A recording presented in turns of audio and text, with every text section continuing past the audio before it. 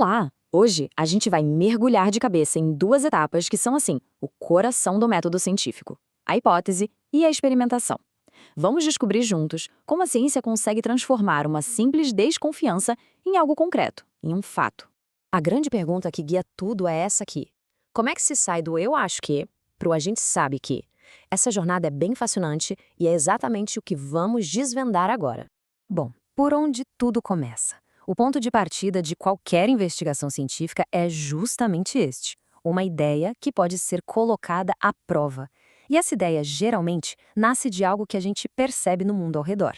Olha só esse exemplo, é perfeito e super fácil de entender. Uma observação do dia a dia, né? Algo que qualquer um poderia notar em casa. É desse tipo de curiosidade, de uma coisa simples que muitas vezes nascem as grandes descobertas. A partir daquela observação, a gente formula uma hipótese. Agora, a palavra-chave aqui é provisória. Isso é muito importante. Não é um fato. É uma possível resposta que ainda precisa ser checada. Pense na hipótese como o nosso mapa, a bússola que vai guiar toda a investigação. Mas, claro, nem todo palpite serve. Para ser útil na ciência, uma hipótese precisa ter algumas características bem específicas. Vamos ver o que separa uma ideia qualquer de uma hipótese científica de verdade, uma hipótese robusta. Aplicando ao nosso exemplo das plantas, a observação vira isso aqui. Repara como é direto, como é específico. Não diz só que luz é bom para a planta, mas estabelece uma relação bem clara. Mais luz, mais crescimento. Isso nos leva a estes três pilares. Uma boa hipótese não pode ser vaga de jeito nenhum. Ela tem que ser clara. E, o mais importante, tem que ser testável. Ou seja, tem que existir um jeito da gente verificar se ela é verdade ou não. E claro, ela não surge do nada, né? Ela se baseia no que já se sabe ou no que foi observado antes. Certo. Com uma hipótese bem formulada em mãos, a gente chega no coração do método científico. É hora de botar a nossa ideia cara a cara com a realidade. É o momento da verdade. E esse confronto tem nome: experimentação.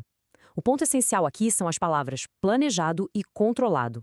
Não é só ficar olhando, é uma ação pensada, deliberada, para testar a hipótese de um jeito bem rigoroso. E para que os resultados sejam confiáveis, o experimento não pode ser feito de qualquer jeito. Ele tem que seguir regras bem estritas, princípios, que garantem que o teste seja justo e que as conclusões façam sentido. E essa aqui? Essa é a regra de ouro. Se a gente quer descobrir se a luz do sol afeta o crescimento, então a luz do sol é a única coisa que podemos mudar. Todo o resto tem que ficar exatamente igual. É a única forma de ter certeza de que o resultado foi por causa daquilo que a gente está testando. E aqui a gente vê isso de forma bem clara. A variável que a gente testa, a quantidade de luz, essa muda.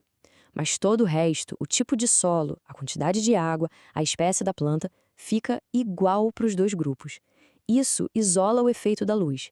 É isso que faz o experimento ser válido. A segunda regra de ouro é o registro. Sabe, não adianta nada fazer um experimento perfeito se os resultados não forem anotados com cuidado. Medidas, observações, tudo tem que ser documentado para poder ser analisado depois. E o registro de dados pode ser algo mais ou menos assim. Uma tabela simples, mas olha, muito poderosa. É ela que transforma as observações em dados que podem ser analisados, comparados e interpretados de forma objetiva. E para fechar, dois princípios que não dá para negociar.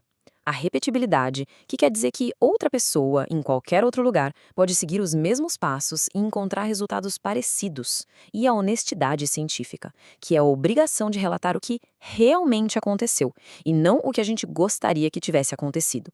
E isso leva a gente para uma das ideias mais interessantes e talvez menos óbvias da ciência. O que acontece quando os dados não confirmam aquela nossa hipótese brilhante? Será que tudo foi um fracasso? Essa é a grande questão. Depois de todo esse trabalho, o experimento mostra que a ideia inicial estava errada. E aí? É exatamente aqui que a verdadeira mágica do método científico acontece. Essa frase aqui resume tudo. Um resultado negativo não é um fracasso. Muito pelo contrário, é uma informação valiosíssima. É um avanço e tanto. Então pensa assim, cada hipótese que é refutada é um beco sem saída que a gente agora sabe que não deve pegar. Eliminar uma possibilidade ruim é um passo gigantesco para encontrar a resposta certa. É progresso puro. E tudo isso, no fim das contas, forma um ciclo que não para. Uma hipótese leva a um experimento, que gera dados. Esses dados nos ajudam a confirmar, a rejeitar ou, o que é mais comum, a refinar a hipótese original. E aí o ciclo começa de novo, mas cada vez com mais conhecimento. E para a gente terminar, fica essa reflexão. Se o processo de testar e até de descobrir que se estava errado é o que nos leva mais perto da verdade, que ideias que a gente aceita como certas no dia a dia talvez merecessem passar por um teste desses, bem rigoroso? Fica aí a pergunta para a gente pensar.